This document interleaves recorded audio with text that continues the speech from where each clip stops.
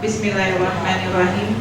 Assalamualaikum warahmatullahi wabarakatuh. Alhamdulillahirabbil alamin. Assalatu wassalamu ala asrofil anbiya'i wal mursalin wa ala alihi wa sahbihi ajmain, amma ba'du.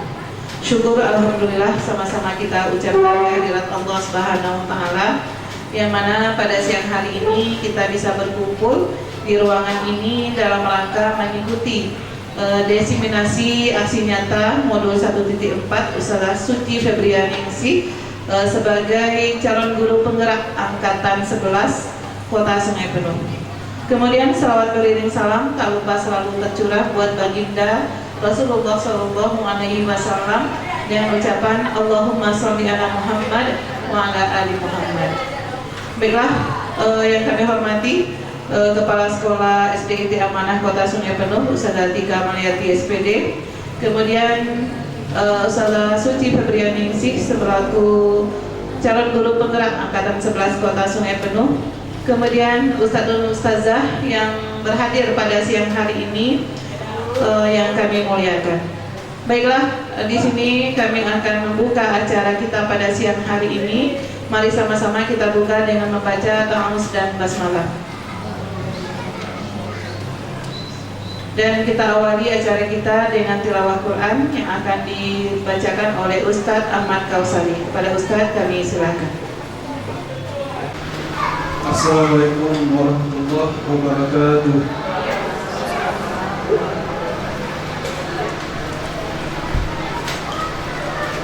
A'udzu billahi minasy syaithanir rajim. Bismillahirrahmanirrahim. Qad aflahal mu'minun alladzina hum fi salatihim khashi'un walladzina hum 'anil lagwi mu'ridun walladzina yu'lamun lizzakati fa'ilun والذين هم لفروجهم حافظون إلا على أزواجهم أو ما ملكت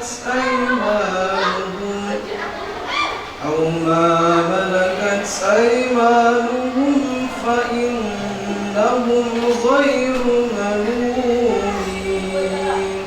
صدق الله العظيم. Sadaqallahu azim. Terima kasih kepada Ustadz Ahmad Kausari yang telah memperdengarkan ayat suci Al-Quran di hadapan kita semua. Semoga acara kita pada siang hari ini diberkahi oleh Allah Subhanahu wa taala. Amin ya rabbal alamin. Baiklah, ustazah yang kami muliakan, kita lanjutkan acara berikutnya, yaitu sepatah kata dari Kepala Sekolah SDIT Amanah Kota Sungai Penuh yang akan disampaikan langsung oleh Ustazah Tika Maliati SPD. Kami silakan.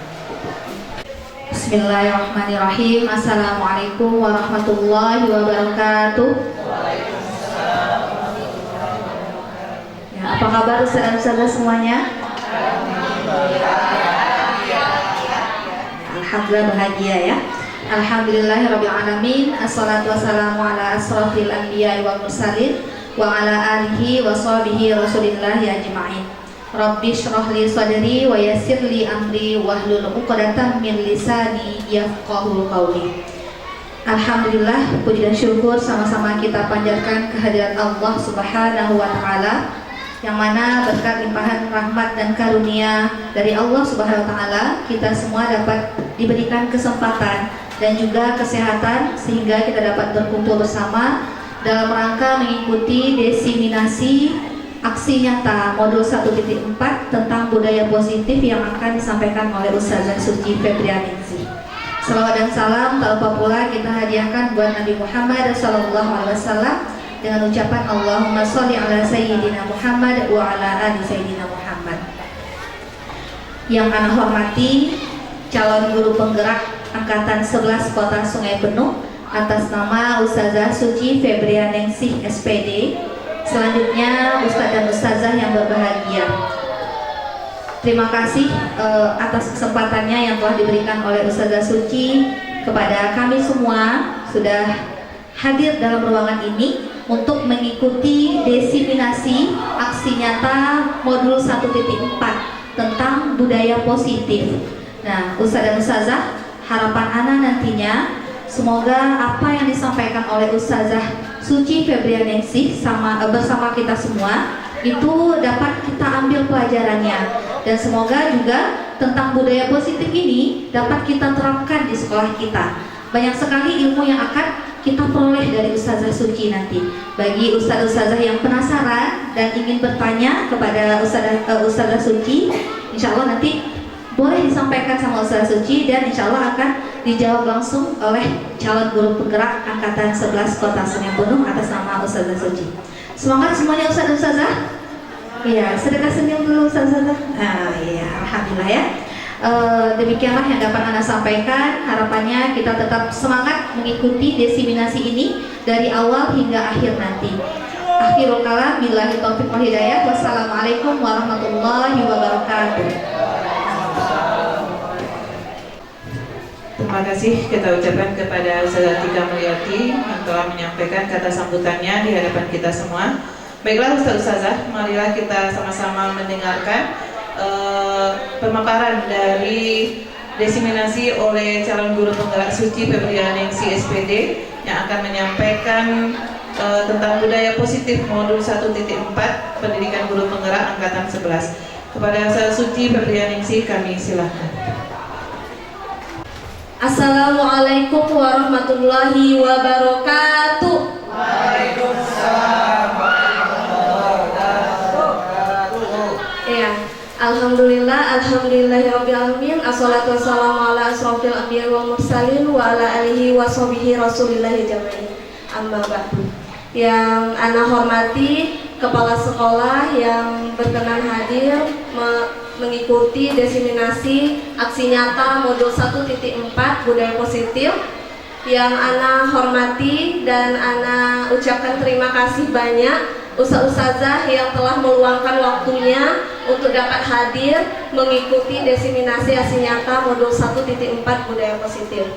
Salawat beriring salam tidak lupa kita hadiahkan buat junjungan kita Nabi besar Muhammad SAW, yang mana berkat beliaulah kita sampai pada detik ini dengan mengucapkan Allahumma sholli ala sayyidina Muhammad wa ala ali sayyidina Muhammad.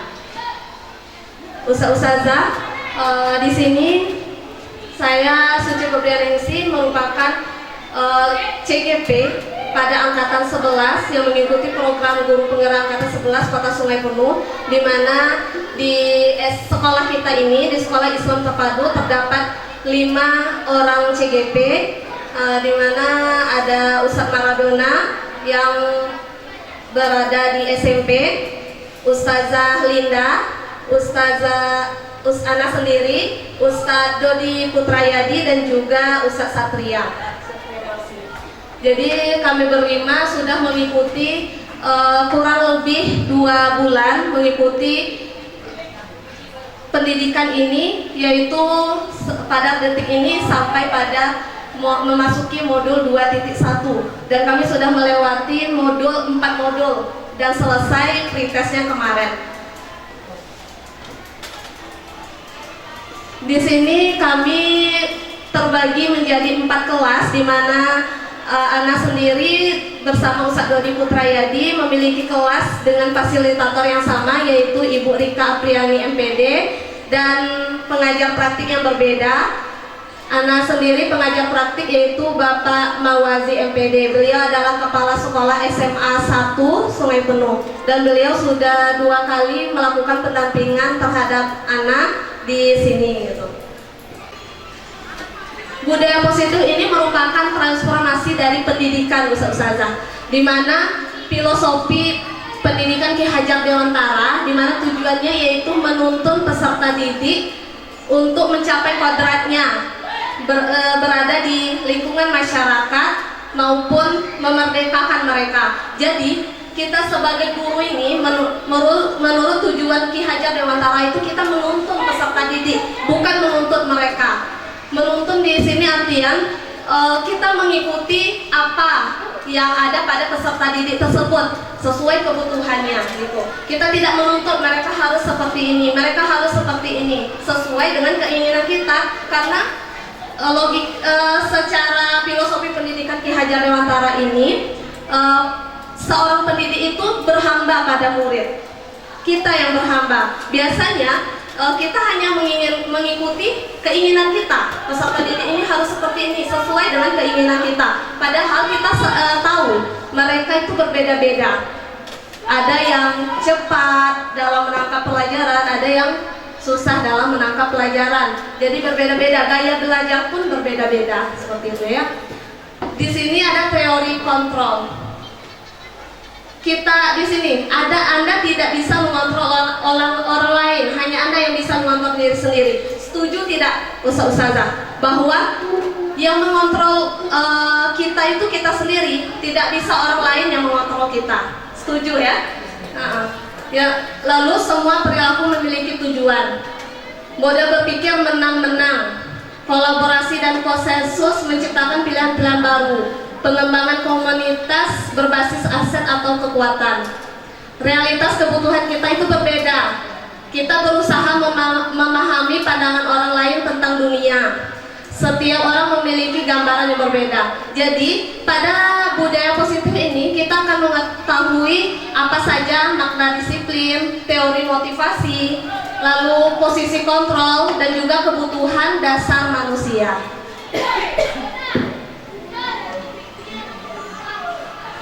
Apa itu budaya positif?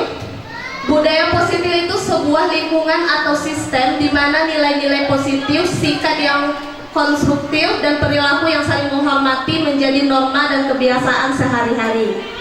Suasana di mana setiap individu itu merasa dihargai, aman, dan termotivasi untuk mencapai potensi terbaiknya. Budaya positif diyakini mampu menciptakan kolaborasi antar warga sekolah, juga orang tua murid, dan jika terlaksana dengan baik akan memunculkan serta mengembangkan nilai-nilai positif yang dimiliki murid dan menciptakan pribadi-pribadi yang berkualitas dan berkarakter baik sesuai dengan profil pelajar Pancasila. Yang pertama kita akan bahas tentang perubahan paradigma belajar. Di sini terdapat dua, ada stimulus respon dan juga teori kontrol. Di mana stimulus respon ini realitas kebutuhan kita itu sama, sedangkan teori kontrol realitas kebutuhan kita berbeda. Yang kedua itu semua orang melihat hal yang sama. Setiap orang itu memiliki gambaran yang berbeda pada teori kontrol. Pada stimulus respon kita mencoba mengubah orang agar berpandangan sama dengan kita. Kita sangat ingin nih, ayo ubah pikirannya sama dengan yang kita inginkan. Sedangkan teori kontrol itu kita berusaha memahami pandangan orang lain tentang dunia. Jadi kita berusaha memahami orang lain. Yang stimulus respon, perilaku buruk dilihat sebagai suatu kesalahan. Kita pasti akan melihat ini bermasalah nih, pasti kita akan memandang buruk. Tapi kalau teori kontrol, semua perilaku memiliki tujuan. Pasti ada tujuannya, mengapa mereka berbuat kesalahan, termasuk peserta didik kita. Kenapa mereka berbuat salah, kenapa mereka melakukan hal yang tidak sesuai dengan yang telah kita ajarkan, seperti itu. Berikutnya, orang lain bisa mengontrol saya kalau stimulus respon. Tapi teori kontrol, hanya kita yang bisa mengontrol diri kita sendiri. Lalu, pemaksaan ada pada saat rujukan gagal.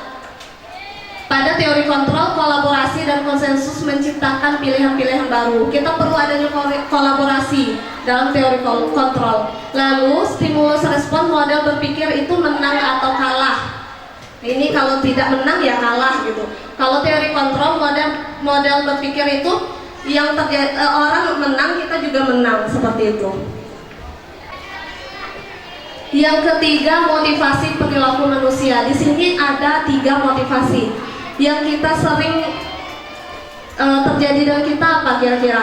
Untuk menghindari ketidaknyamanan atau hukuman. Iya, sering terjadi ya. Kenapa anak-anak takut terlambat datang sekolah? Karena dia takut akan dihukum. Itu masih banyak diterapkan di sini, di sekolah-sekolah. Lalu yang kedua, untuk mendapatkan imbalan atau penghargaan dari orang lain. Jika saya melakukan ini, saya akan mendapatkan hadiah dari ustazah. Nah, gitu. Yang ketiga, untuk menjadi orang yang mereka inginkan dan menghargai diri sendiri dengan nilai-nilai yang mereka percaya. Jadi, murid melakukan, kita akan menciptakan murid yang ingin melakukan hal-hal yang mereka anggap itu baik untuk mereka sendiri gitu, tanpa ada takut hukuman, tanpa ada ingin diberi imbalan atau penghargaan. Motivasi, dorongan yang timbul pada diri seseorang secara sadar atau tidak sadar untuk melakukan sesuatu tindakan untuk tujuan tertentu. Yang pertama, motivasi ekstern. Murid melakukan kedisiplinan dikarenakan takut menghindar dari hukuman atau pengharapan akan bentuk penghargaan. Yang tadi itu, yang dua tadi, yang pertama tadi untuk dapat hukuman dan penghargaan itu termasuk motivasi dari luar. Jadi yang kita butuhkan pada anak-anak kita itu adalah motivasi internya, yaitu murid melakukan kedisiplinan dikarenakan sadar akan nilai-nilai kebajikan yang dalam dirinya, menghargai diri sendiri, seperti itu. Di sini ada identitas gagal dan juga identitas sukses. Di mana identitas gagal itu yaitu terdapatnya hukuman. Hukuman ini sesuatu yang menyakitkan harus terjadi. Yang kedua, tidak nyaman untuk murid kita dalam waktu jangka yang lama. Kita meminta anak setiap tugas yang tidak dikerjakan, setiap hari kita memintanya berdiri di depan kelas.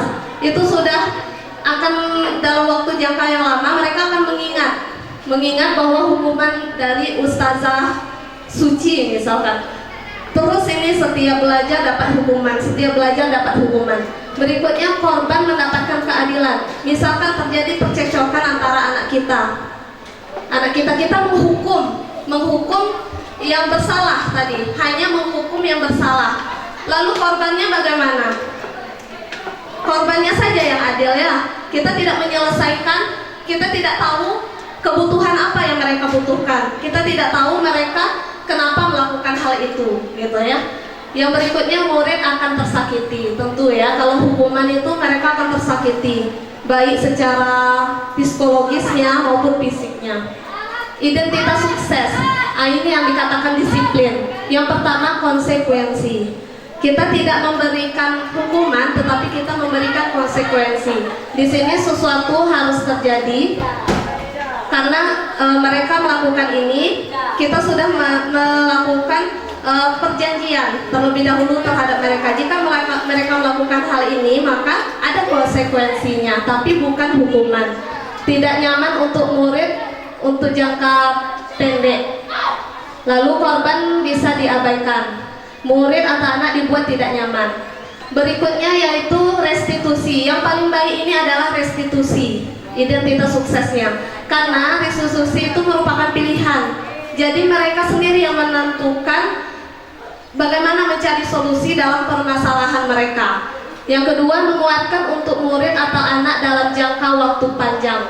Yang berikutnya, korban mendapatkan ganti, murid atau anak mendapatkan penguatan. Jadi anak-anak kita dapat penguatan. Sebelum kita lanjut, kita tepuk semangat dulu karena mulai sayu matanya. Kita tepuk semangat. Tepuk semangat baru. Dang-dang, ding-ding-ding, dung-dung-dung, dang-dang-dang, ding-ding-ding, dung-dung-dung. Aha-aha, aha-aha, aha-aha, semangat. Allahu Akbar.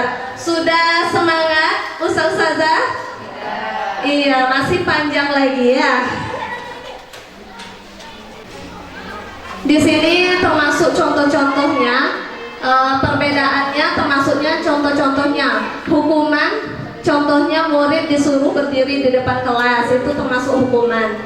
Lalu guru marah-marah ke murid. Masih pernah kita melakukannya Ustazah? Masih pernah?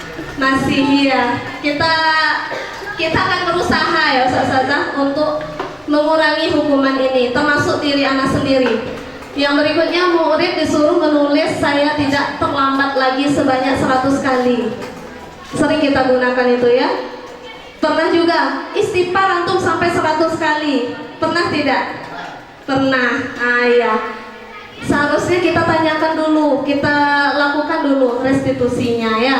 Konsekuensi yang kedua, guru memberikan konsekuensi berada di dalam kelas selama jam istirahat berlangsung. Misalkan dia tidak mengerjakan tugas, kita minta mereka duduk terlebih dahulu karena itu konsekuensinya. Yang kedua, guru tegas dan murid menghormati peraturan. Untuk restitusi, guru menanyai keyakinan kelas yang telah disepakati dan guru membantu menyelesaikan masalah. Yang kedua, murid terbuka dan menghormati dirinya dan orang lain. Jadi pada restitusi ini memang benar-benar yang perlu kita terapkan pada anak-anak kita. Karena kita terlebih dahulu membuat keyakinan dengan mereka. Antum setuju tidak jika di kelas kita ini menjaga kebersihan? Menjaga kebersihan. Jika antum setuju, apa yang antum lakukan ketika melihat sampah seperti itu ya? Jadi mereka menyelesaikan. Jika mereka membuang sampah, mereka kita tanyakan, kenapa membuang sampah sembarangan? Kenapa tidak dibuang di tempat sampah? Gitu. Jadi mereka mengetahui dan menyelesaikan masalahnya sendiri.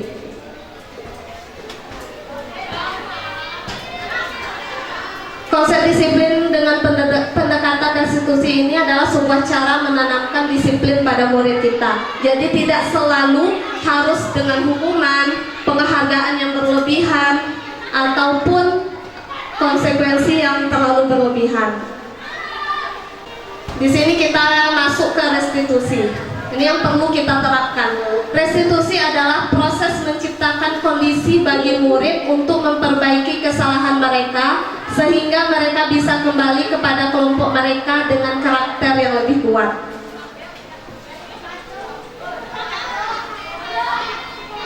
Adapun ciri-ciri restitusi yaitu menguatkan dan fokus pada solusi. Jadi yang pertama itu kita menguatkan peserta didik kita dan kita fokus pada solusinya, bukan mencari-cari kesalahan peserta didik kita. Yang kedua, fokus pada karakter, bukan pada tindakan. Kita lihat karakter mereka. Mereka yang biasanya memang aktif anaknya, lalu melakukan tindakan yang tidak disengaja misalkan. Kita fokus pada karakternya terlebih dahulu. Mungkin ada kebutuhan yang tidak terpenuhi pada diri mereka. Yang ketiga, bukan menebus kesalahan, tapi belajar dari kesalahan. Itu. Kita belajar dari kesalahan. Nah, kalau seperti ini salah tidak? Salah Zah? Gimana caranya memperbaiki? Seperti itu ya. Jadi kita untuk kedepannya gimana? Kalau hari ini terjadi kesalahan seperti ini, untuk kedepannya bagaimana? Seperti itu. Selanjutnya, mencari kebutuhan dasar yang mendasari tindakan. Mereka itu memiliki dasar-dasar kebutuhan dasarnya. Jadi mungkin ada sesuatu kebutuhan dasar yang tidak terpenuhi pada diri mereka, makanya mereka membuat suatu tindakan yang tidak sesuai. Yang berikutnya, tawaran bukan paksaan. Kita menawarkan, seperti Ana mengajar di kelas 1, Ana menawarkan kepada mereka, misalkan pada kira-kira ini bagaimana, lebih banyak menawarkan daripada kita memaksa. Antum harus seperti ini, antum harus menulis. Kita tawarkan, kalau tidak menulis bagaimana? Gitu. Jadi yang berikutnya, memperbaiki hubungan. Jadi lebih banyak restitusi ini memperbaiki hubungan terhadap yang membuat masalah dan juga yang menjadi korban. Berikutnya, menuntun untuk melihat ke dalam diri. Jadi kita bisa menuntut peserta didik kita melihat diri mereka. Kita masuk ke keyakinan kelas dan peraturan. Kira-kira keyakinan kelas itu sama tidak dengan peraturan? Misal saja, keyakinan kelas itu sama tidak dengan peraturan? Gimana Saiful? Sama. Coba Ustaz jelaskan apa yang sama atau contohnya.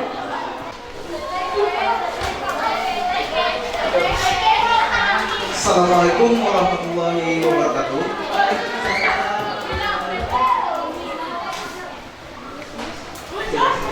Kalau peraturan katanya seperti ini.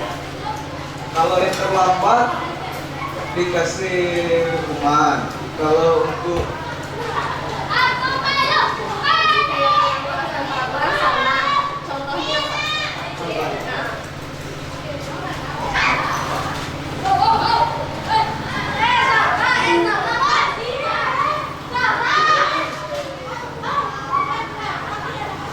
contohnya dilarang mengganggu teman misalnya.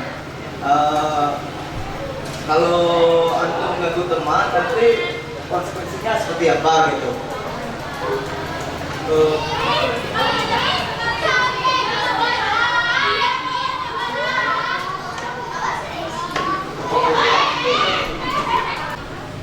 Kira-kira ada pendapat lain? Keyakinan itu sama atau tidak dengan peraturan? Ada? Zamanda? Ada? Kalau menurut Ustadz Ikhwal, keyakinan dan peraturan itu sama ya Ustadz ya? Ada yang pendapat lain? Atau sama saja dengan pendapat Ustadz Ikhwal? Boleh berpendapat Ustadz. Kita sama-sama belajar. Anda juga baru belajar. Jadi Anda ingin berbagi sedikit pengetahuan selama di CGP. Boleh kita berbeda pendapat. Itu pandangan kita masing-masing. Ada yang berbeda pendapat?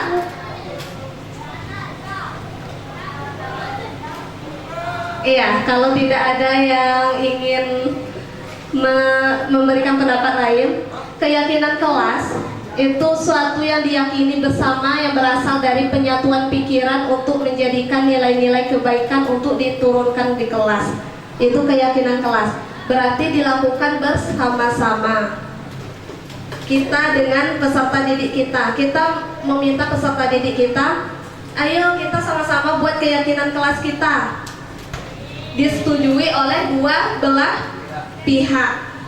Contohnya, kalau di kelas 1 itu Anda masih membimbing mereka untuk membuat keyakinan kelas. Contohnya yang pertama, bagaimana kalau menjaga kebersihan? Siapa yang setuju? Siapa yang tidak? Gitu, menanyakan alasan dari masing-masing peserta didik. Kalau peraturan berbeda dengan keyakinan kelas. Kalau peraturan itu hanya datang dari satu belah pihak, antum tidak boleh terlambat. Kita langsung mengambil kesimpulan tanpa menanyakan kepada peserta didik kita apakah mereka setuju, apakah tidak, atau diganti dengan yang lain gitu. Nah, itu bedanya keyakinan dan peraturan. Jadi berbeda ya Ustazah ya. Gak apa-apa, kita beri aplaus untuk Ustaz Ikhwal.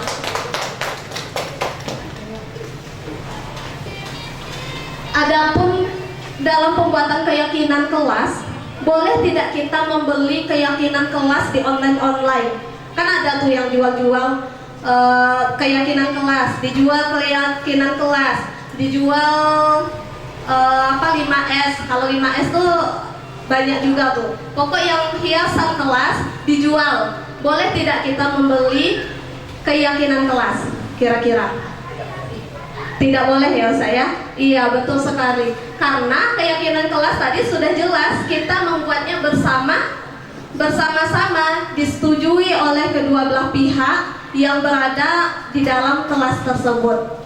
Adapun dalam pembuatan keyakinan kelas, prosedur pembentukan keyakinan kelas itu atau sekolah, yang pertama mempersilahkan warga sekolah atau murid-murid di sekolah atau kelas untuk bercurah pendapat tentang peraturan yang perlu disepakati di sekolah atau di kelas. Anda sudah menerapkan di kelas 1 Jupita. Anda menanyakan mereka apa kira-kira yang kita yakini di kelas kita.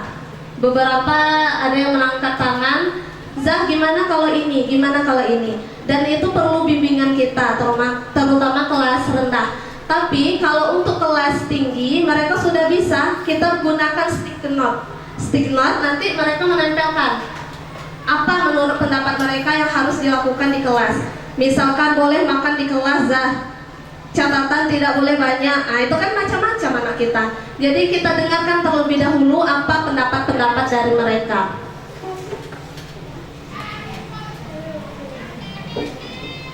Yang berikutnya, karena di kelas rendah, Ana mencatat ya, Ana mencatat tidak bisa dilakukan menggunakan sticky note. Ana mencatat di papan tulis apa masukan-masukan dari peserta didik untuk keyakinan kelas. Jadi Ana catat di papan tulis untuk memudahkan mereka. Dan kita pun harus membacanya berulang-ulang kali untuk menanyakan kepada peserta didik kita. Yang berikutnya, susunlah keyakinan kelas sesuai prosedur pembentukan keyakinan sekolah atau kelas. Gantilah kalimat-kalimat dalam bentuk negatif menjadi positif.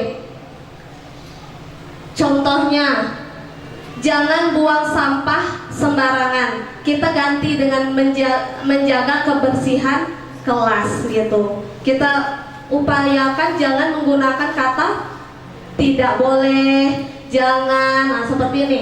Jangan berlari di kelas atau koridor, diganti dengan berjalanlah di kelas atau koridor. Seperti itu. Jadi kita gunakan kata-kata positif. Jadi anaknya menangkap yang positif saja, kata tidaknya tidak ditangkap oleh peserta didik kita. Berikutnya, yang keempat, tinjau kembali daftar curah pendapat yang sudah dicatat. Kita tinjau terlebih dahulu. Kita mungkin akan mendapati bahwa pernyataan yang tertulis di sana masih banyak yang berupa peraturan-peraturan.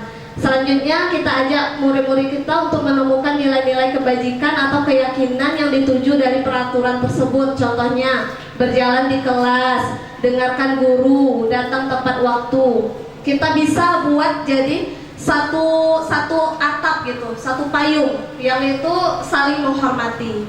Berarti itu udah masuk ke dalam 3 macam, kan anak-anak berbeda-beda nih keyakinannya.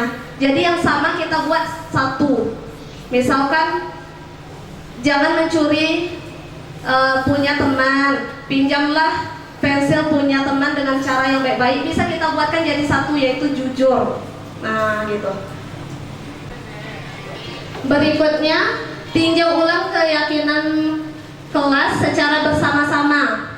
Seharusnya setelah beberapa peraturan telah disatukan menjadi beberapa keyakinan tadi pada tahap 4, maka jumlah butir pertanyaan keyakinan akan berkurang. Sebaiknya keyakinan sekolah atau kelas tidak terlalu banyak, cukup 3-7, terutama pada kelas rendah. Karena kalau jika banyak sampai 10-20, kira-kira hafal tidak anak-anak kita. Pas kita tanya, apa keyakinan kelas yang kira-kira antum tinggalkan ini, yang antum langgar? Apa ya Zah? Coba diingat yang poin 20 apa ya Zah? Jadi anak-anak bingung, jadi cukup sedikit. Kalau anak cuma 6 keyakinan kelas yang anak buat, di mana yang ke-6 itu sudah mencakup semuanya. Yang tahap ke-6, setelah keyakinan sekolah atau kelas selesai dibuat, maka semua warga sekolah kelas dipersilahkan meninjau ulang dan menyetujuinya. Boleh dengan menandatangani keyakinan kelas tersebut, termasuk guru dan peserta didik. Jadi kita mengatakan kepada mereka bahwa tidak hanya antum untuk keyakinan kelas ini, tetapi juga ustazah juga harus mengikuti keyakinan kelas kita. Misalkan antum menjaga kebersihan, ustazah juga harus menjaga kebersihan. Jangan sampai nanti anak-anak kita sudah menjaga kebersihan, kitanya yang tidak gitu. Dan juga antum tidak boleh makan pada saat istirahat. Berarti kan tidak boleh makan pada jam belajar. Namun kita sebagai gurunya menaati atau tidak. Nantinya takut anak-anak tersebut merasa ini peraturan, ini bukan keyakinan kelas, seperti itu ya. Yang terakhir baru kita melekatkan di dinding kelas. Di sini sudah ada sepertinya. Iya, keyakinan kelas ada 5 poin. Dibuat dan dilekatkan di dinding kelas agar anak-anak kita mengerti apa itu keyakinan kelasnya, mengingat apa poin-poinnya. Di sini keyakinan kelas anak yang pertama, karena dia rendah, jadi anak tidak terlalu muluk-muluk ya. Harus yang tinggi-tinggi, saling menghargai antar sesama, itu nggak perlu. Jadi bahasanya tuh menyesuaikan dengan tingkatan kelas. Yang pertama itu berdoa sebelum dan sesudah belajar. Yang kedua menjaga kebersihan diri, kelas maupun lingkungan sekolah. Yang ketiga budaya 5S, senyum, sapa, salam, sopan dan santun. Yang keempat makan saat istirahat, karena di sini anak-anak pada awal-awal anak masuk itu memang mereka banyak yang makan. Karena peralihan transisi dari TK ke SD, mereka banyak yang makan pada saat jam pelajaran. Jadi buat keyakinan kelas seperti ini dia disetujui. Yang kelima tolong menolong. Yang keenam tertib dalam proses pembelajaran, karena masih ada anak-anak yang suka ribut. Jadi dibuat keyakinan ini agar mereka diusahakan, kita berharap mereka tenang dalam pembelajaran. Ini kesimpulannya ya, berarti keyakinan kelas itu bersifat lebih abstrak daripada peraturan, lebih rinci dan konkret, lebih nyata ya. Keyakinan kelas berupa pernyataan universal.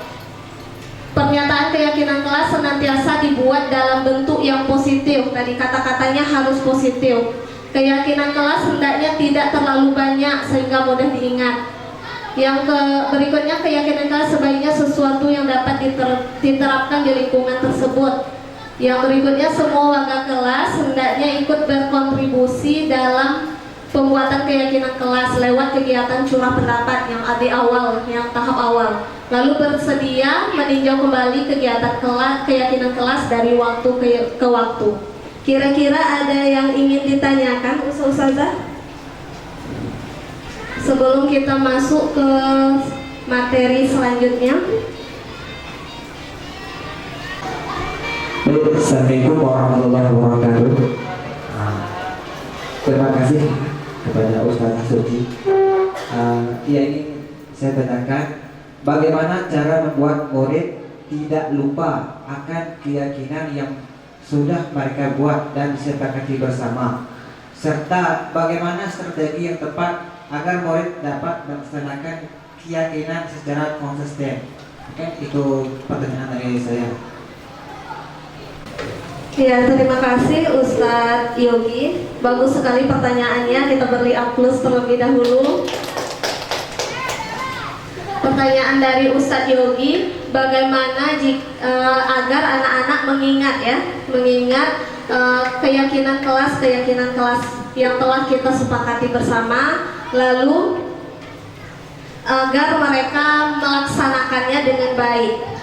Untuk yang pertanyaan yang pertama, itu caranya yaitu karena telah disepakati dan telah ditandatangani, maka kita tempelkan saja di kelasan.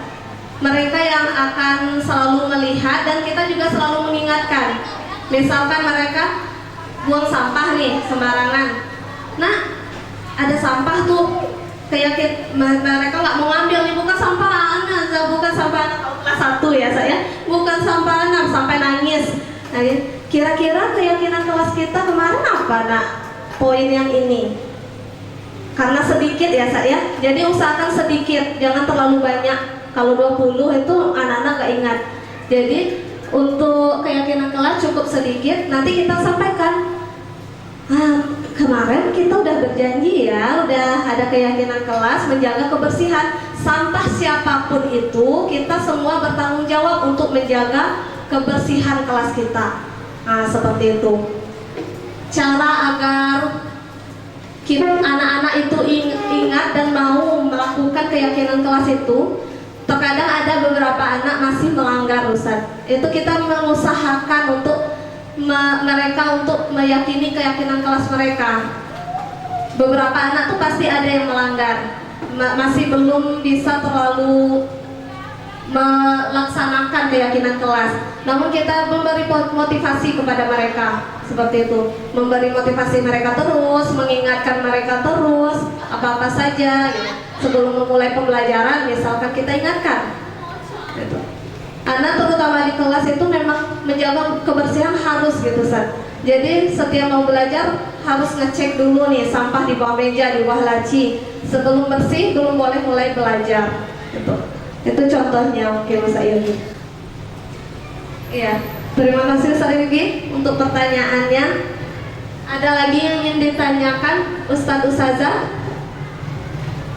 Jika tidak, kita lanjut ke pembahasan berikutnya, yaitu kebutuhan dasar manusia. Ana pada saat pembelajaran modul 1.4 Ana baru tahu Ustazah, ternyata kita itu punya 5 kebutuhan dasar. Kebutuhan dasar manusia termasuk peserta didik kita. Mereka punya kebutuhan yang berbeda-beda. Kalau yaitu seluruh perilaku yang dilakukan murid pada dasarnya memiliki tujuan tertentu. Murid memiliki kebutuhan dasar tertentu ketika melakukan suatu perubahan. Yang pertama, kebutuhan bertahan hidup. Yang kedua, kebutuhan cinta kasih sayang. Murid ingin diterima dan dihargai. Yang ketiga, kebutuhan penguasaan, yaitu kebutuhan atas kemampuan. Yang keempat, kebutuhan kebebasan, yaitu kebutuhan akan pilihan. Dan yang terakhir, kebutuhan kesenangan, yaitu kebutuhan untuk merasa senang. Kita lanjut yang pertama dulu. Kebutuhan bertahan hidup atau yang biasa kita sebut survival adalah kebutuhan yang bersifat fisiologis atau untuk bertahan hidup, misalnya kesehatan mereka, kesehatan anak-anak mereka, rumah, dan makanan. Yang berikutnya kebutuhan ingin disayang, ingin diterima, yaitu kebutuhan psikologis. Kebutuhan yang untuk disayangi dan diterima meliputi kebutuhan akan hubungan dan koneksi sosial, kebutuhan untuk memberi dan menerima kasih sayang, dan kebutuhan untuk merasa menjadi bagian dari suatu kelompok. Ada beberapa anak kita itu mereka ingin disayang, kalau kita tidak perhatikan mereka tuh merajuk. Kita nggak tahu nih mereka ini butuh gitu kasih sayang, butuh diperhatikan. Kebutuhan ini juga meliputi keinginan untuk tetap terhubung dengan orang lain seperti teman, keluarga, pasangan hidup, teman kerja, binatang peliharaan, dan kelompok di mana kita terhubung. Yang berikutnya, kebutuhan ini berhubungan dengan kekuatan untuk mencapai sesuatu, menjadi kompeten, menjadi terampil, diakui atas prestasi dan keterampilan kita, didengarkan dan memiliki rasa harga diri. Kebutuhan ini meliputi keinginan untuk dianggap berharga. Ada anak-anak yang mereka ingin dihargai sekali gitu. Apa-apa yang mereka buat ingin dihargai. Ini meliputi self-esteem dan keinginan untuk meninggalkan pengaruh. Yang berikutnya, kebutuhan untuk bebas adalah kebutuhan akan kemandirian, otonomi, memiliki pilihan dan mampu mengendalikan arah hidup seseorang. Anak-anak dengan kebutuhan kebebasan yang tinggi menginginkan pilihan, mereka perlu banyak bergerak, suka mencoba-coba. Ini contoh ciri-cirinya ya. Ciri-ciri anak yang ingin bebas, tidak terlalu terpengaruh orang lain dan senang mencoba hal baru dan menarik. Yang terakhir yaitu untuk kesenangan. Kebutuhan untuk mencari kesenangan, bermain dan tertawa. Bayangkan jika hidup tanpa kenikmatan apapun betapa menyedihkannya ya. Glaser menghubungkan kebutuhan akan kesenangan dengan belajar. Semua hewan dengan tingkat intelijensi tinggi bermain. Saat mereka bermain, mereka mempelajari keterampilan hidup yang penting. Manusia tidak berbeda. Di sini terdapat contoh. Kira-kira ada yang ingin memberikan tanggapannya? Ibu Ambar, guru wali kelas 2A di SD Pelita Hati, sedang bingung menghadapi ulah salah satu murid di kelasnya, yaitu Doni. Beberapa anak di kelas 2A telah datang padanya dan mengeluh Doni yang seringkali meminta bekal makan siang mereka dengan paksa. Jika Anda menghadapi situasi seperti Bu Ambar, apa yang akan Anda lakukan? Menurut Anda, kira-kira apa alasan Doni melakukan hal tersebut? Kira-kira ini kalau dari ilustrasi ini termasuk kebutuhan apa? Boleh Ustazah mau kasih komentar? Boleh Ustaz. Alasan Doni melakukan itu butuh perhatian dari Ibu Ambar. Iya. Alasannya Ustaz, butuh perhatiannya dengan cara mengambil itu ya. dengan cara mengganggu teman supaya Ibu Ambar itu memperhatikan si Doni ini. Karakternya gimana gitu. Ada lagi yang berpendapat lain mengenai kasus ini, kasus Ibu Ambar dan Doni tadi, kasus Doni tadi. Kira-kira ada? Ya, kalau menurut Ana, Doni ini selain mencari perhatian, dia juga ingin kebutuhan hidupnya. Karena mungkin dia tidak diberikan bekal sama orang tuanya, mungkin uang jajannya tidak ada, jadi dia kelaparan, akhirnya dia mengambil punya teman seperti itu. Ya. Ada lagi Ustazah? Dari 5 kebutuhan tadi, merasa senang, merasa bebas, merasa ingin diperhatikan. Kira-kira ada lagi? Tidak ada ya? Iya, betul sekali. Baik menurut Ustadz Ihwal maupun Ustazah Linda memang benar sekali. Yang di sini,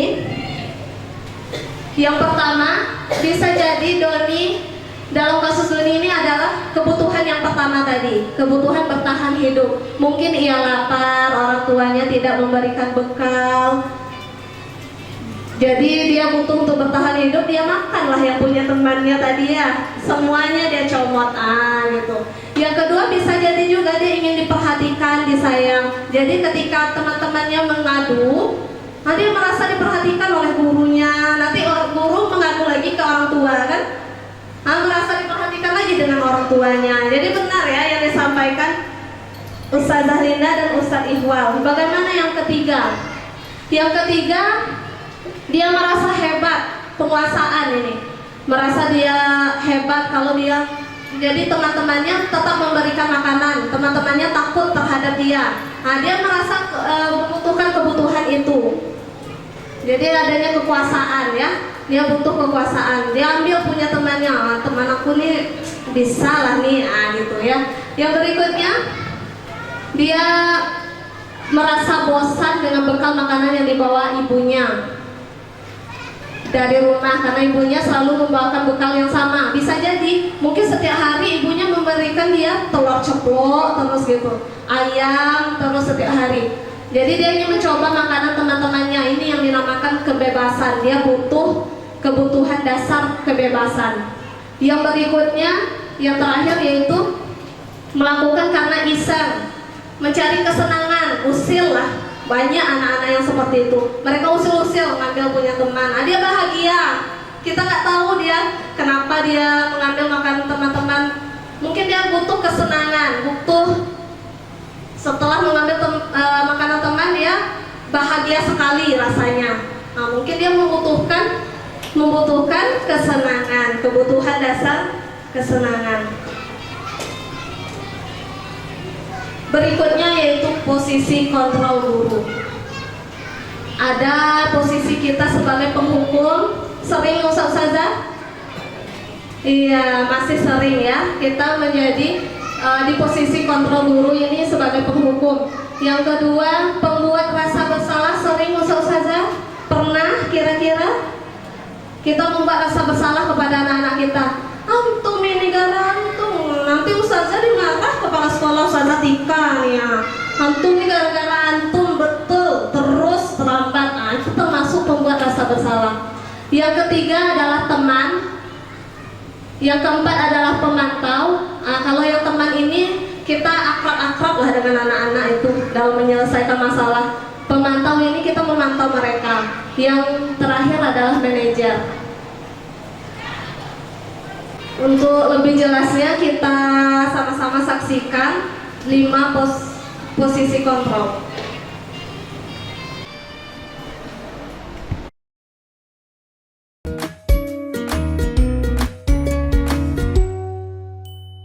Salam bahagia Ibu dan Bapak guru hebat. Dalam penerapan disiplin positif restitusi, salah satu program yang dikembangkan adalah 5 posisi kontrol. 5 posisi kontrol dalam restitusi adalah proses perjalanan seorang pendidik agar dapat mengenali dirinya. Pada video kali ini, kita akan membahas tentang 5 posisi kontrol yang dikembangkan oleh Diane Goosen dan contoh penerapannya.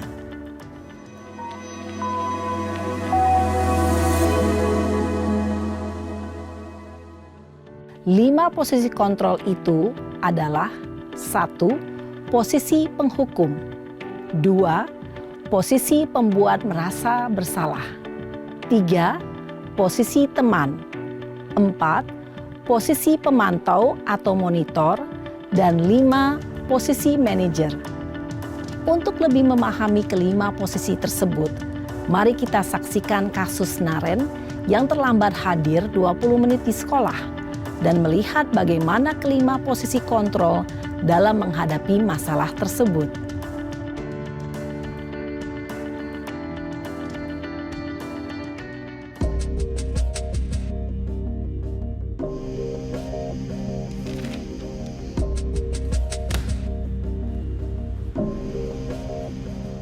Naren! Sini kamu! Selamat pagi, Bu. Selalu terlambat. Kamu deh, pasti terlambat. Maaf, Bu. Saya... Apa? Apa coba? Alasan kamu apa lagi? Kapan sih kamu tidak terlambat?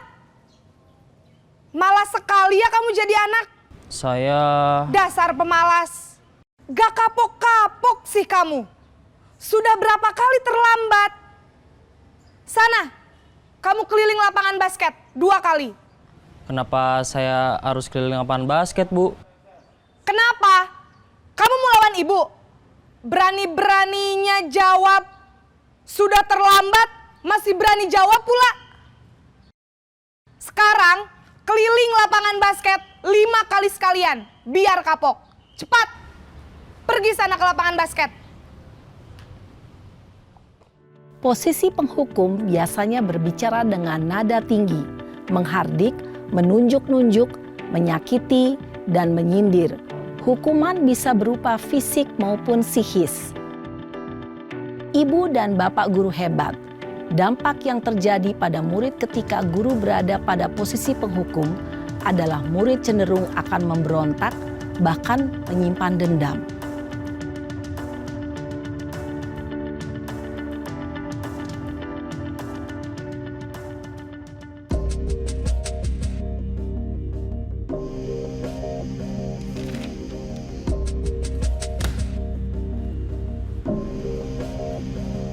Naren!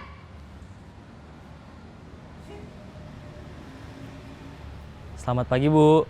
Naren. Kamu kenapa terlambat lagi, Nak? Ya Tuhan, Naren. Kamu senang ya bikin ibu susah ya?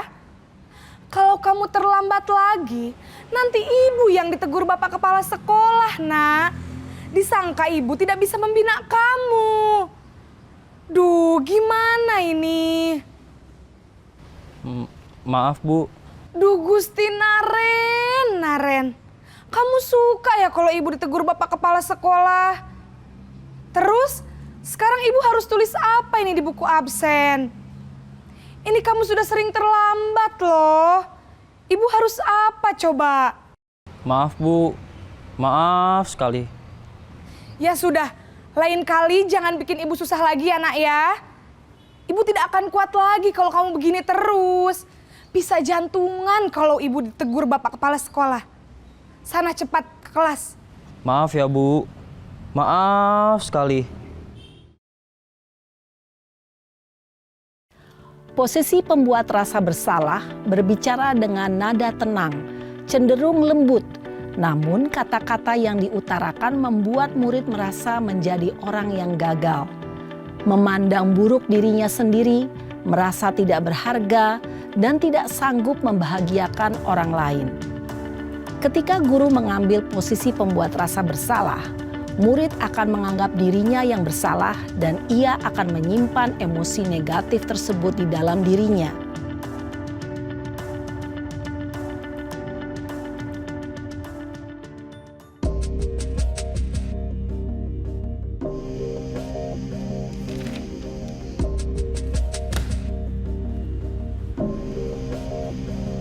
Naren!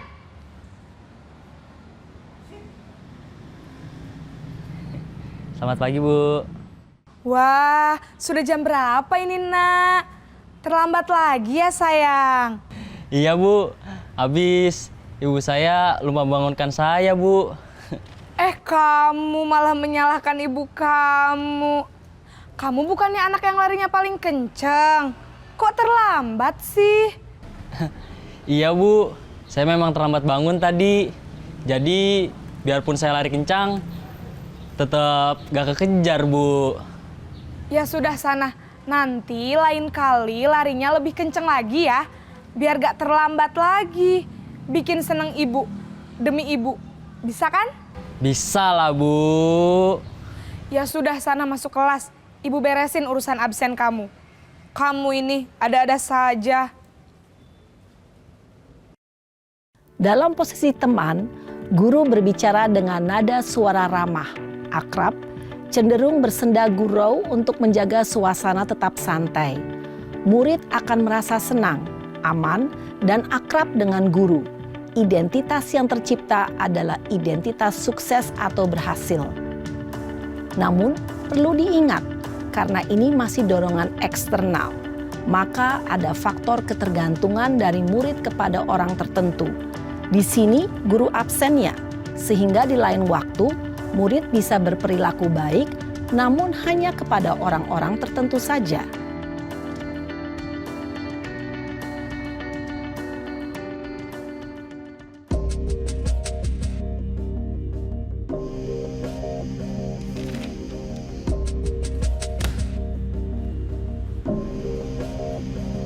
Naren!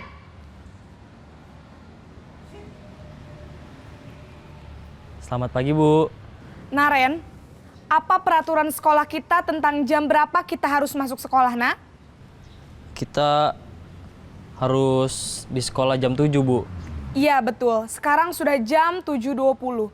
Naren sudah tahu konsekuensinya jika terlambat hadir. Paham, Bu. Saya harus tinggal kelas pas jam istirahat selama 20 menit. Iya, benar. Konsekuensinya demikian. Jadi nanti jam 9.30 pas istirahat, kamu harus tinggal di kelas, kerjakan tugas tambahan untuk ketertinggalan kamu, ya? Baik, Bu. Posisi pemantau mengandalkan penghitungan atau data untuk mengontrol murid. Guru mengarahkan murid berdasarkan peraturan dan konsekuensi. Seorang pemantau menunjukkan bahasa tubuh dan ekspresi wajah yang datar dan cenderung formal.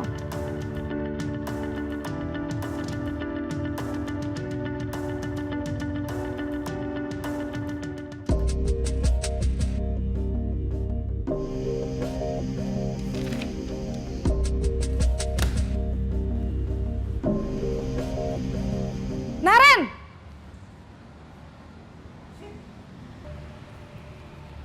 Selamat pagi, Bu. Selamat pagi, Naren. Maaf, Bu. Saya terlambat. Iya, sekolah masuknya jam 7, sekarang sudah jam 7.20. Jadi sekarang bagaimana ini, Naren? Maaf, Bu. Saya lupa setel alarm saya semalam. Baiklah, menurut kamu, keyakinan sekolah yang mana yang perlu kamu tingkatkan? Menghargai diri sendiri dan orang lain mungkin ya, Bu. Setuju. Jadi, apakah Naren meyakini prinsip saling menghormati tersebut? Iya, Bu. Saya meyakininya. Apakah Naren bersedia memperbaiki masalah keterlambatan ini? Bersedia, Bu. Bagaimana kamu akan perbaiki masalah keterlambatan ini? Saya akan coba untuk tidak lupa menyetel alarm saya, Bu. Baik, kalau Naren lupa menyetel alarm di rumah, ada orang yang kira-kira bisa bantu mengingatkan tidak? Ada, Bu. Kakak saya, Kak Ema. Ada lagi selain Kak Ema? Selain Kak Ema, ada ibu saya. Baik, jadi yang mengingatkan Naren adalah Kak Ema dan ibu kamu ya? Kira-kira akan mulai setel alarm kapan nih, Naren? Setelah pulang sekolah, akan segera saya lakukan. Baik, jadi Naren akan setel alarm untuk bangun besok pagi dan akan diingatkan oleh kakak dan ibunda Naren ya. Ada lagi yang mungkin perlu dilakukan, Naren? Agar tidak terlambat bangun lagi. Tidak ada, Bu. Baik, Naren. Terima kasih untuk kerjasama kamu. Sekarang kamu perlu kembali ke kelas untuk belajar. Baik, Bu. Terima kasih. Posisi manajer adalah posisi kontrol yang disarankan untuk membimbing murid memiliki sikap disiplin yang positif, yaitu murid yang mandiri, bertanggung jawab, dan dapat memecahkan masalah. Tujuan dari posisi ini adalah agar murid dapat berefleksi atas tindakannya. Guru akan dengan tulus memberikan pertanyaan-pertanyaan bermakna, sehingga membuat murid dapat belajar dari kesalahannya dan mencari sebuah solusi untuk menyelesaikannya. Ibu dan Bapak guru hebat, setelah mengamati adegan kelima posisi kontrol tadi, kira-kira posisi mana yang paling ideal? Posisi mana yang dapat menunjang motivasi intrinsik murid? Ya, tentu posisi manajer. Posisi ini memang posisi ideal yang ingin dituju setiap pendidik. Pada posisi inilah, guru dapat menerapkan disiplin positif yang berpihak pada murid, yang memerdekakan murid. Perjalanan seorang pendidik tentunya tidak mudah untuk sampai pada posisi seorang manajer. Namun, tujuan kita pasti, yaitu menciptakan murid-murid yang mandiri, merdeka, dan bertanggung jawab. Semoga penggambaran 5 posisi kontrol yang telah diperlihatkan ini dapat menjadi ajang refleksi bagi kita semua, agar dapat terus mengasah dan menerapkan disiplin positif yang memerdekakan murid. Mari terus berlatih dan bersemangat. Selamat menerapkan. Salam dan bahagia Ibu dan Bapak guru hebat.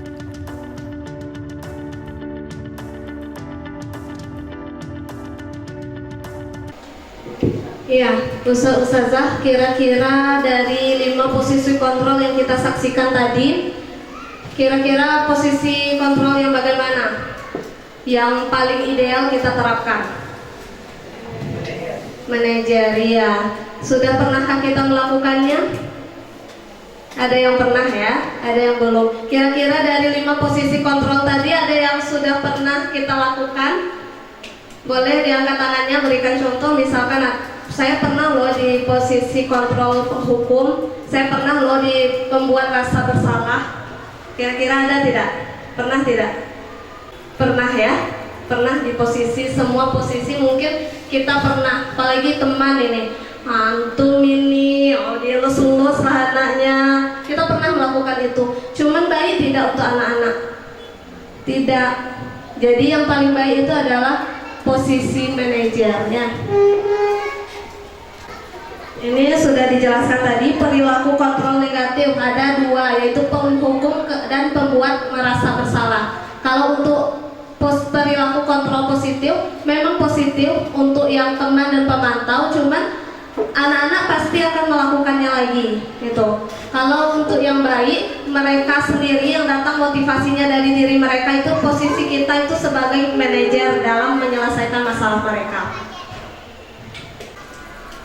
Yang terakhir yaitu tentang segitiga restitusi. Dalam penyelesaian masalah tersebut, kita perlu menggunakan tahapan segitiga restitusi. Yang pertama yaitu menstabilkan identitas peserta didik kita. Pada saat kita memanggil peserta didik kita panggil mereka. Lalu kita stabilkan, misalkan dengan kata-kata, setiap orang pasti pernah melakukan kesalahan. Kita menstabilkan diri mereka terlebih dahulu. Jadi mereka tidak merasa, salah betul nih. Kenapa ya Ustazah Suci panggil Ana? Bilang Pulanah kan? Pulanah datang. Kenapa ya? Nah makanya kita stabilkan terlebih dahulu mereka. Jika mereka sudah stabil identitasnya, bukan identitas gagal, tetapi identitas sukses, maka baru kita tahap berikutnya, di mana tahap menstabilkan identitas itu yaitu setiap orang pasti pernah melakukan kesalahan. Yang kedua, kamu bukan satu-satunya yang pernah loh yang melakukan ini, Ustazah juga pernah melakukan kesalahan, gitu. Jadi bukan antum bukan satu-satunya orang yang pernah berbuat kesalahan. Yang kedua, memvalidasi tindakan yang salah. Baru kita masuk setelah mereka sudah stabil identitasnya, baru kita masuk ke poin berikutnya, validasi tindakan yang salah. Kira-kira tadi apa ya yang dilakukan di kelas saat belajar? Mereka akan mengingat-ingat, makan zah misalnya, makan zah. Atau nanti kita tanya, kamu tentu punya alasan mengapa melakukan itu. Setelah kita tanyakan mereka, kenapa melakukan hal tersebut, kenapa makannya pada jam pelajaran, kenapa begitu. Nanti mereka akan jawab, atau misalkan mereka jawab, karena ana lapar Zah, pagi tadi nggak sempat sarapan. Kenapa tidak sempat sarapan? Karena ana terlambat bangun, takut terlambat ke sekolah. Nah, seperti itu. Atau adakah cara lain yang lebih efektif untuk mendapatkan apa yang kamu butuhkan? Kita kasih mereka, kira-kira yang kamu lakukan itu betul atau salah? Salah Zah. Kita mengingatkan mereka, itu kita memvalidasi tindakan yang salah. Lalu menanyakan keyakinan. Karena anak-anak kita untuk menyelesaikan segitiga restitusi ini, untuk menyelesaikan masalah mereka, kita tanya keyakinan mereka. Kira-kira yang antum lakukan ini benar atau salah? Salah Zah. Kira-kira dia keyakinan kelas kita ada tidak hal yang ini? Makan di jam istirahat misalnya. Ada Zah, makan di jam istirahat seharusnya. Iya betul, makan di jam istirahat. Nah, nanti gimana caranya supaya tidak makan di jam pelajaran? Nanti kita tanyakan mereka apa solusi dari mereka. Kita nggak perlu jawab dulu apa solusi dari mereka. Caranya Zah, biar tidak makan di kelas, karena malamnya tidurnya cepat, biar tidak bangunnya kesiangan. Jadi anak tidak datangnya terlambat lagi Zah. Nah, jadi bisa anak sarapan, sempat anak sarapan. Nah, gitu, seperti itu mungkin contohnya. Mungkin ada yang ingin ditanyakan Ustazah untuk segitiga restitusi? Ada yang ingin ditanyakan? Ana sudah melakukannya untuk segitiga restitusi ini. Kita tonton satu video saja dalam penyelesaian masalah.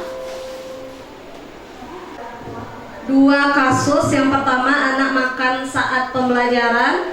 Yang kedua, anak membuang sampah sembarangan.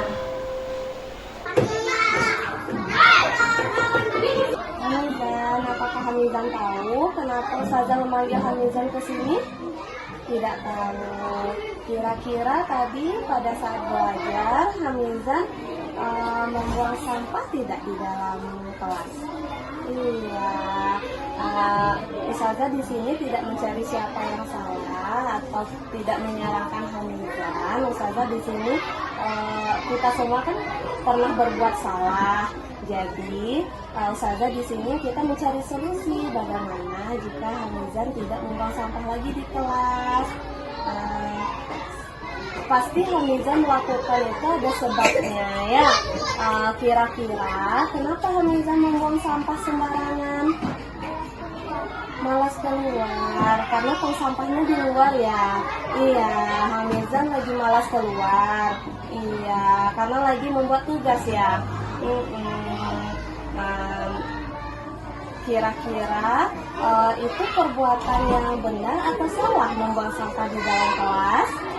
Salah, iya, tidak apa-apa ya. Hamizan ingat tidak apa keyakinan kelas kita? Yang poin ketiga, menjaga kebersihan. Yakin Hamizan dengan keyakinan kelas kita? Iya. Salah satunya menjaga kebersihan, membuang sampahnya pada tempat Iya, menjaga kebersihan salah satunya yaitu membuang sampah pada tempatnya. Kalau besok kita cari solusi sama-sama, gimana caranya supaya Hamizan tidak membuang sampah sembarangan lagi. Misalkan kalau malas keluar, Hamizan gimana caranya? Kira-kira sampahnya di mana dulu Hamizan taruh? Iya, menjelang Hamizan istirahat, Hamizan taruh dulu di dalam laci. Nanti setelah istirahat Hamizan bisa membuangnya ke dalam Iya, pintar sekali. Hamizah bisa berjanji dengan Ustazah untuk besok tidak membuang sampah lagi di dalam kelas sembarangan? Bisa, iya pintar sekali. Selain itu gimana lagi caranya biar Hamizah mau membuang kalau malas keluar, Hamizah taruhnya di mana dulu kalau sampahnya? Selain di laci saja ya. Iya. Nah, kalau ada kantong plastik, taruh dulu di kantong plastiknya ya. Boleh misalkan sisa makanan atau sisa kertas atau rautan pensil ya. Nggak apa-apa ya. Udah dapat ya solusinya. Iya, terima kasih Hamizan. Besok janji ya tidak buang sampah sembarangan lagi. Iya, terima kasih Hamizan. Tos dulu Hamizan. Oke. Jadi Ustazah, pertama melaksanakan terlebih dahulu menstabilkan identitasnya. Tentu di Hamizan tadi kaget kenapa dipanggil ke kantor. Lalu Ana validasi dulu apa yang telah dilakukannya. Dan terakhir Ana tanyakan keyakinan kelas tadi yang telah dilanggar, nilai apa yang tidak dipatuhi oleh anak-anak tersebut yang melanggar tadi, yang membuang sampah. Jadi dalam penerapan segitiga restitusi tentu tidak semuanya berjalan lancar ya Ustazah. Ada juga terkendala, ada yang tidak bisa diselesaikan dengan segitiga restitusi. Namun kita sebagai guru kita mengusahakan kepada peserta didik kita memberikan yang terbaik. Posisi kontrol kita sebagai manajer, Ana juga masih berusaha untuk terus belajar menjadi guru yang baik. Ana terkadang kita lupa kita berada di posisi penghukum atau berada di posisi pembuat rasa bersalah, mengancam anak-anak gitu. Ana juga masih belajar banyak tentang ini. Mungkin sebelum Ana tutup ada yang ingin bertanya mengenai budaya positif. Mulai dari yang pertama tadi. Ada yang ingin ditanyakan? Sudah pas ya rasanya tadi. Sudah banyak yang bertanya sebelum kita mengakhiri. Nah, kita tidak bisa memaksa orang lain. Kita tidak bisa mengubah orang lain, termasuk peserta didik kita. Diri sendirilah yang bisa berubah, dan diri sendiri tidak akan bisa berubah jika tidak berusaha untuk mengubah dirinya sendiri. Ini pengingat untuk kita semua, termasuk diri Ana sendiri. Itu. Ana sebelum Ana tutup, Ana kembalikan ke moderator. Terima kasih untuk waktunya hari ini Ustazah. Ana tahu Ustazah lelah. Ana berterima kasih banyak. Ana sebelum Ana tutup, Ana kembalikan ke moderator. Assalamualaikum warahmatullahi wabarakatuh. Waalaikumsalam warahmatullahi wabarakatuh. Mari kita berikan aplaus untuk Saudara Suci yang telah memberikan kita materi ya ataupun ilmu tentang budaya positif yang ini sangat baik untuk kita terapkan baik terhadap anak didik kita maupun anak-anak kita gitu. Kita menempatkan diri kita sebagai posisi kontrol yang mana dalam ketika mereka membuat kesalahan. Lalu kita juga harus mengetahui bahwa kebutuhan dasar manusia itu yang mana, apa saja kebutuhan dasarnya, mengapa mereka bisa melakukan hal itu. Tentu mereka melakukan hal itu ada tujuannya, ada maksudnya. Jadi kita perlu mengetahui kenapa mereka melakukan hal itu. Nah, itu. Jadi banyak sekali pelajaran yang kita dapatkan dari Ustazah Suci selaku calon guru penggerak angkatan 11. Jadi banyak sekali ya hal-hal baru yang kita dapatkan. Terima kasih kepada Ustazah Suci yang telah berbagi untuk kita semua pada siang hari ini. Semoga bisa kita terapkan dalam kehidupan kita sehari-hari, baik di sekolah maupun di lingkungan kita. Mungkin ini saja untuk acara kita pada siang hari ini. Terima kasih atas partisipasi kita semuanya. Mari kita tutup pertemuan kita pada hari ini dengan membaca hamdalah, alhamdulillahirabbil alamin, dan doa penutup majelis. Lebih dan kurangnya kami mohon maaf. Billahi taufiq wal hidayah. Wassalamualaikum warahmatullahi wabarakatuh.